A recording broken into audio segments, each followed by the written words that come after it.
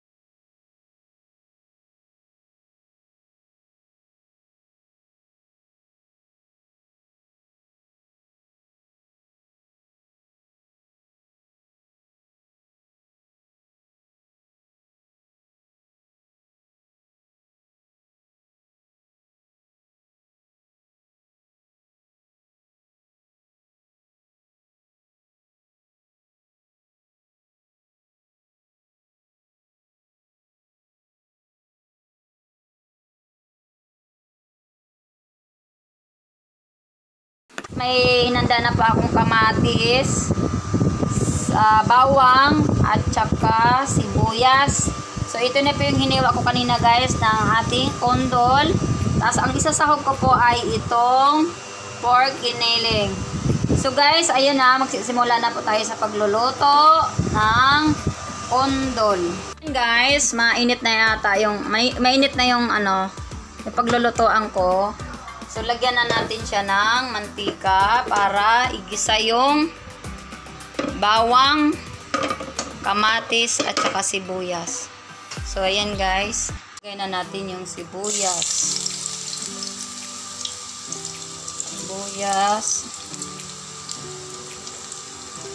Tapos, ano na ng konti guys, yung konting brown lang siya.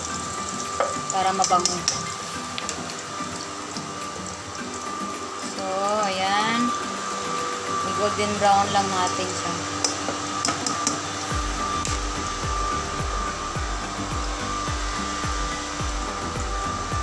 Susunod na natin yung ayan na guys, medyo brown na siya. Brown din na siya.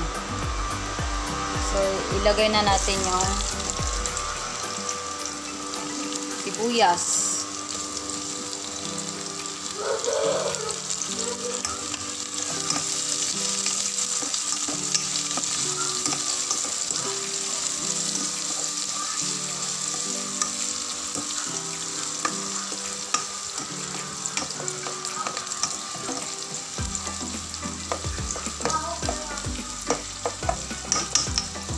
Tapos, i-follow na lang din po natin yung kamatis.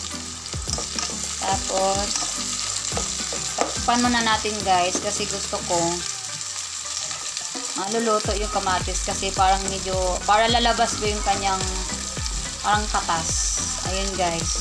Guys, parang kumatas na po yung mantika. So, ilalagay na natin yung ating pork giniling. Ilagay na natin yung pork giniling. Halo-haloin lang natin para po ma-mix yung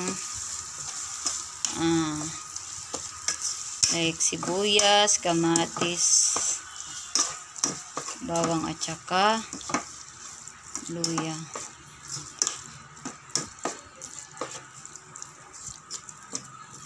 Oh my gosh, dapat pala hindi ko siya inubos kasi marami na pala guys. So, tas yung may gulay pa. So, no choice dahil nailagay na po. So, ayan guys. Hayaan na lang po natin na kumatas uli or maluto yung pork giniling.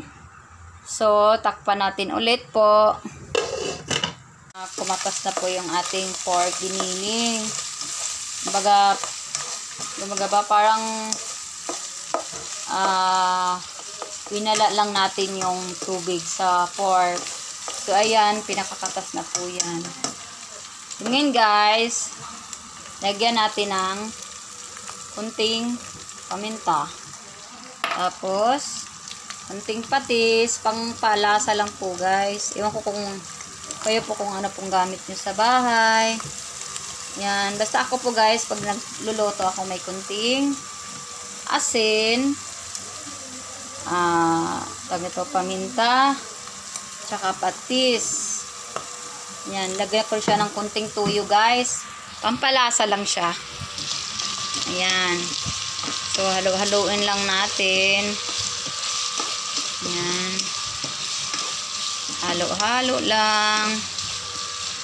Para ma-mix po yung paminta, patis, tuyo, at saka ano pa ba yan? So, ayan guys. So, takpan natin ulit para lang po ma-absorb sa pork yung ating nilagay na condiments. So, takpan natin ulit guys. Kumatas na siya ng husto. So, ilalagay na natin yung ating kondol. Kondol, patula, ubot, kalabasa, at saka mayroon pa labanos, mustasa, sibuyas, kamatis. Yan guys, ihalo-halo lang din natin. Yan. Tapos, after nito mahalo guys, bigyan na natin siya ng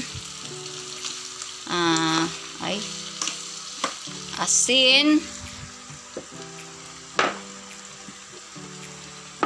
Lagyan natin ng kunting asin lang guys, kasi kanina naglagay na tayo ng tuyo at patis. Baka kung madamihan ng asin ay magiging maalat na. So ayan, lagyan ko siya ng asin. Tapos bitchin. Walang katapos ang bitchin guys, para pampalasa. So ayan, lagyan ko siya ulit. Tapos ayan, halo-halo lang din uli para ma-mix po yung lasa ng asin at saka bitchin na nilagay ko. So ayan. So takpan natin ulit guys, para po kumatas yung kondol natin at maluto. Ayan guys, takpan natin ulit yung ating nilotong kondol with pork giniling. Ayan, paluto na siya guys. Ayan na. Yung ating nilotong kondol with pork giniling guys. First time ko po talaga magluto ng kondol sa buong buhay ko guys. So ayan, first time ko rin nakahawak ng kondol guys. Sa totoo lang po. Ayun guys, kain na po tayo guys. Thank you for watching. Please subscribe, share, and like. Thank you so much guys. Mwah.